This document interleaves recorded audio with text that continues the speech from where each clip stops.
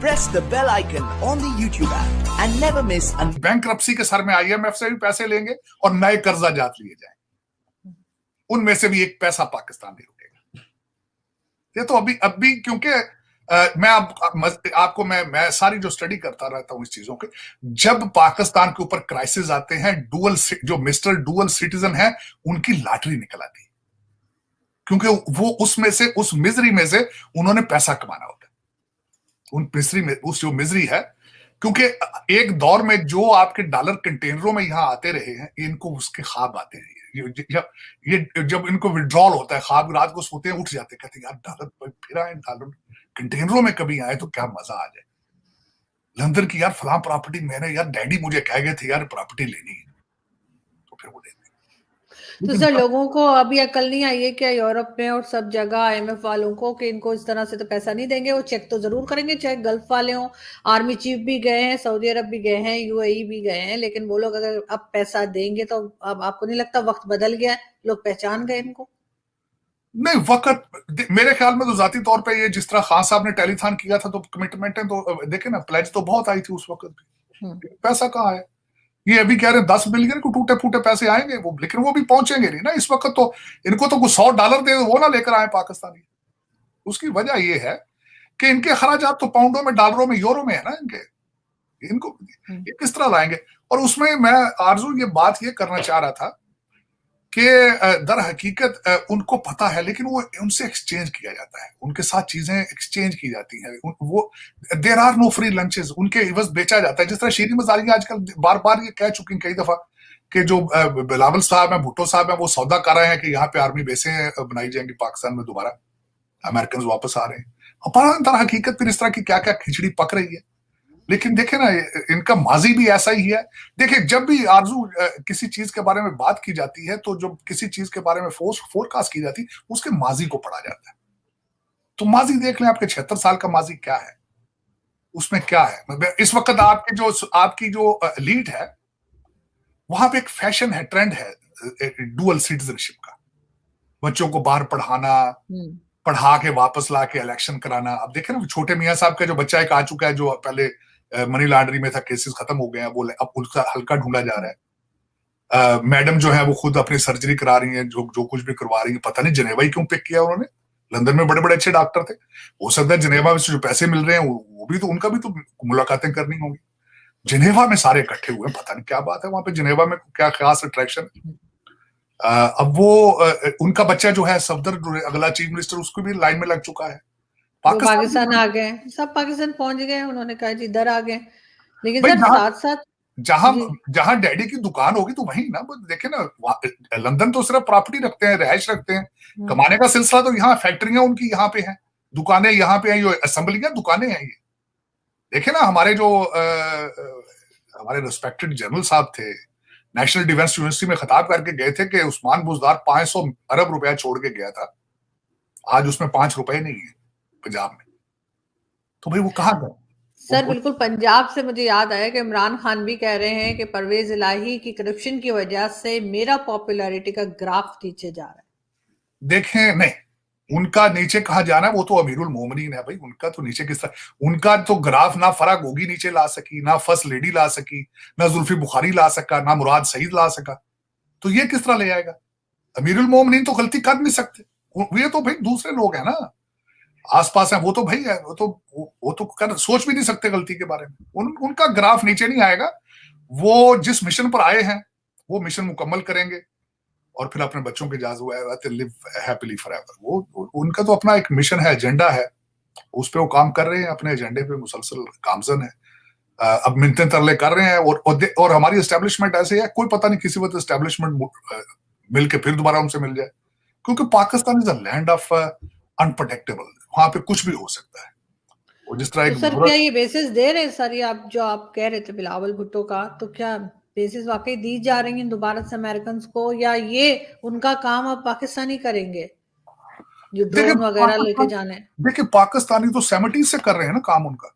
70 से जब अफगानिस्तान में रशिया आया था उस वक्त से कर रहे हैं। जो पैसे दिखाएगा उसका वो काम कर देंगे। वो हमारा तो भाई यही है कि पैसे की बात है, जो पैसे दे देगा, देखिए हम चल पड़ेंगे उस साइड। हमारा तो उसमें कोई तीसरा तो क्वेश्चन ही नहीं है। तो उसमें सर ये भी सुनने में आ रहा है ना कि ऑपरेशंस की तैयारी कर रहे हैं, उसमें ये पाकिस्तान के अंदर भी जो है वो अटैक करेंगे टीटीपी पे, और अफगानिस्तान के अंदर भी। लेकिन दूसरी तरफ टीटीपी की तरफ से भी तो कहा गया है कि 9/11 टाइप का इस्लामाबाद में कुछ कर सकते हैं, तो वो खतरा तो है बहरहाल। देखिए वो तो देखिए इंतजार किस चीज का कर रहे हैं, मुझे तो ये समझ नहीं आती। ये जो अटैक, ये इनको जो काउंटर अटैक करना चाहिए आज से 6 महीने पहले करना चाहिए था इनको। अब तो वो कैबिनेट बना ली है उन्होंने, वो अगर सारा कुछ सेटल कर लिया। वो कहते हैं ये इलाके हमारे, निकलो आप, निकलो भाई यहाँ से। वो कहते हैं हमारे वो देखे ना इस वक्त उनके, आप मैं बताना चाहूंगा कि उनकी शरायतें क्या है। वो कहते हैं फाटा का स्टेटस खत्म करो, और ये बॉर्डर जो आपने बॉर्डर फेंस लगाई है इसको खत्म करो। फिर वो कहते हैं कि फाटा के अंदर हमारे पहले शरिया लगाओ जो अफगानिस्तान में। फिर वो कहते हैं हमारा अगला कि पूरे पाकिस्तान के अंदर शरिया लगाई जाए। या तो फिर एक जो अगले दिन राना सनाउल्लाह साहब भी कह रहे हैं कि हम कह रहे हैं वो टेबल पर आके बैठे, तो टेबल की शरायत तो उन्होंने दे रखी। तो आप या तो वो माने। आज खान साहब की स्टेटमेंट आई है कि वे कि हमने जब इनसे डायलॉग कर रहे थे तो सारे लोगों की आमादगी देखकर इन सब everybody was on consensus on the table. तो वो उनका तो ये है कि इस हमाम में सारे मेरे साथ थे। तो अब देखें क्या बनता है। तो लेकिन टेररिस्ट के साथ, दहशतगर्दों के साथ टेबल पे कौन बैठता है? देखिए अगर दहशतगर्द बनाए खुद हो तो फिर क्या करेंगे उसको। और आपके आधे सियासतदान माजी में कहते रहे ये हमारे बच्चे हैं, और ये दहशतगर्द कैसे हैं? सारे तालिबान तो आपने खुद बनाए हैं, इनकी ट्रेनिंग आप खुद करते रहे, ये कौन से दहशतगर्द है? और मुझे ये बताएं कि आपके जो वो मिस्टर एस्टेब्लिशमेंट है वो कहते रहे कि तालिबान की 5000 फैमिलियां इस्लामाबाद के आसपास बैठी, तो आप इनको दहशतगर्द किस तरह कह लेंगे? फिर आप वो तो हिस्सा है आपका, हर शहर में घुस चुके हैं। आपने ईरान से नहीं सीखा था? ईरान में अफगान महाजरीन गए थे, उन्होंने उनके कैंप अलग बना के रखे थे, उससे बाहर नहीं निकल सकते थे। आप उनको शनाख्ती कार्ड बेचते हैं अपने पैसे लेकर। आज हर शहर के अंदर वो बैठे हैं, कारोबार कर रहे हैं।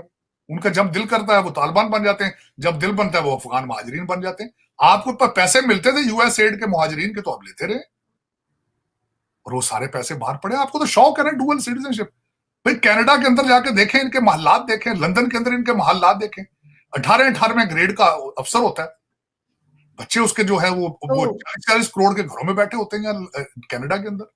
तो सर कम से कम ये झूठ तो बोलना बंद करें कि हमने कोई दहशतगर्दी की जंग लड़ी है, कि हम बड़ी वॉर ऑफ टेरर के हिस्सा रहे। कौन सी लड़ी है? पैसे पकड़े हमने सीधे सीधे। पैसे बिल्कुल हर चीज हमारे। अब किसी चीज को अपनी पॉलिसी को देख लें, आपकी सारी पॉलिसी डॉलर बेस। जहां से आपको कुछ ना मिलता हो आप उस साइड पे जाते ही नहीं। बिल्कुल ये अंडरस्टूड है। और ये आज की पॉलिसी नहीं है आपकी, 1947 से ये पॉलिसी, 1947। मैं इसकी आईएमएफ की अभी रिसेंट हिस्ट्री पढ़ रहा था। 1950 में आपने ज्वाइन किया आईएमएफ, 22वां प्रोग्राम है। तो पहला जो पैसा आता रहा आईएमएफ से वो कहां जाता रहा?